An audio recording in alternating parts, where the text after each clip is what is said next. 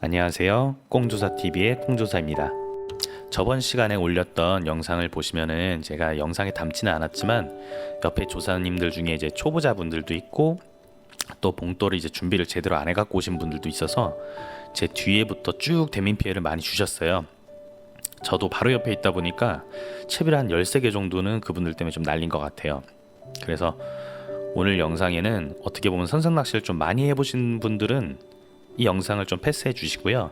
초보분들이나 아니면 몇 번 안 다녀보신 분들은 이 영상을 꼭 시청하셔서 주위 사람들에게 피해를 안 주도록 하는 게 좋을 것 같아요. 그러면 이제 설명 시작하겠습니다. 이제 보시면은 가장 첫 번째로 아셔야 되는 게 봉돌이에요. 봉돌 추라고도 하고요. 그 봉돌은 각각 이제 무게가 있어요. 그 이제 무게를 부르는 이름이 10호, 뭐 20호, 30호, 40호, 50호, 더 위로도 있죠. 근데 보통 이제 제가 하는 낚시들은 보통 50호까지 끝나는데 그 이름이 붙은 이유가 무게 때문이에요. 무게. 그 무게를 지역마다 또 그날 조류 따라서 계속 바뀌게 돼요. 그래서 선상 낚시를 이제 가실 때는 준비를 하셔야 되는 게 우선 선장님한테 전화를 하셔서 몇 호 준비할까요? 이렇게 물어보시면 돼요. 왜냐면 그때 조류가 다 틀리고 뭐 준비해야 되는 봉돌의 무게가 다 틀리기 때문에 이거를 그냥 어디서 읽은 것 같고 이제 준비를 하시는 것보다는 현지에서 지금 현재 이루어지는 낚시에 대해서 필요한 봉돌을 한번 물어보시고 준비를 해서 가는 게 정석이라고 생각합니다.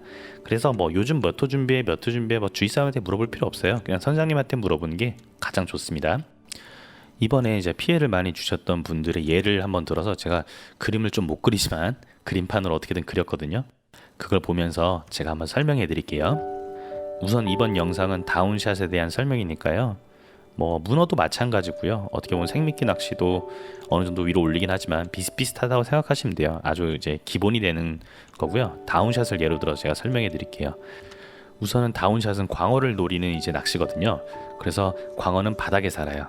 요 바닥에 사는 물고기를 노리기 위해서 추와 채비를 이제 바닥까지 내리게 돼요.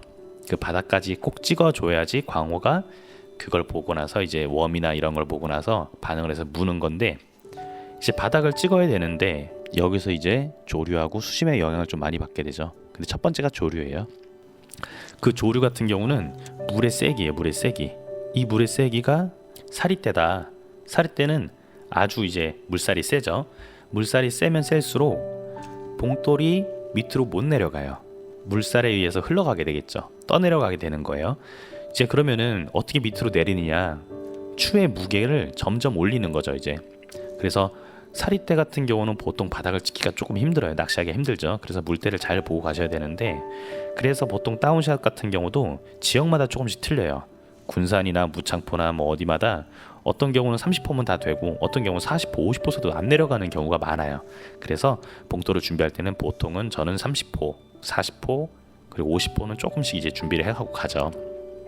자, 여기서 이제 피해를 주거나 이렇게 하는 경우가 보통은 추를 봉돌을 하나만 준비하시는 분들이 있어요. 그것도 이제 40호도 아니고 30호. 이번에 옆에 있는 분들 봉돌을 보니까 40호도 아니고 30호더라고요.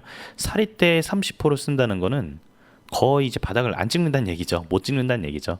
그럼 이제 그분들 같은 경우는 바닥을 찍기 위해서 어떻게 하냐면은 계속 원줄을 풀게 돼요. 줄을 계속 풀어서 밑으로 자꾸 내려가게끔 하려고 하는데 이게 물살에 의해서 당연히 내려가지 않겠죠.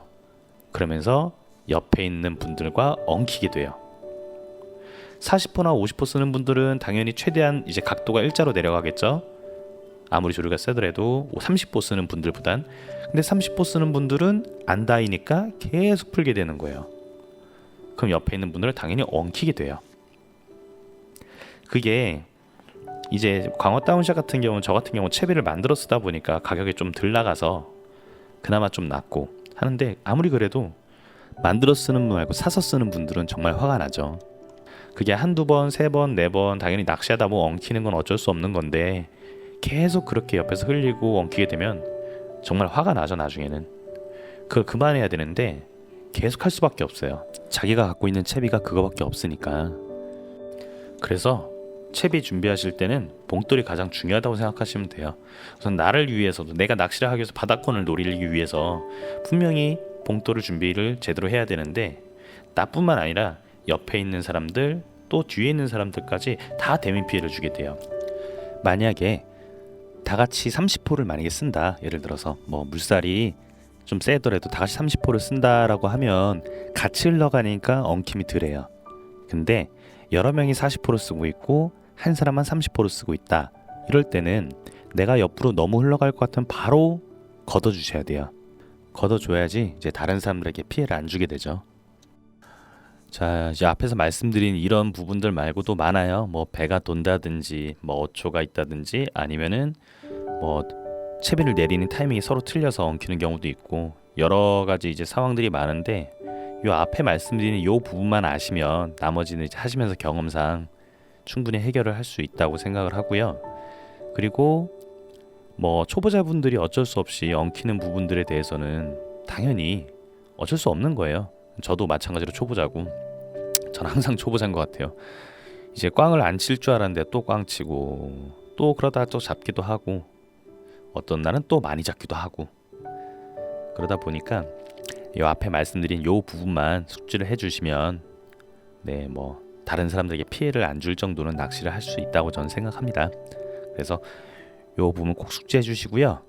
네, 이번 영상이 여러분에게 좀 도움이 됐으면 좋겠네요. 네, 감사합니다.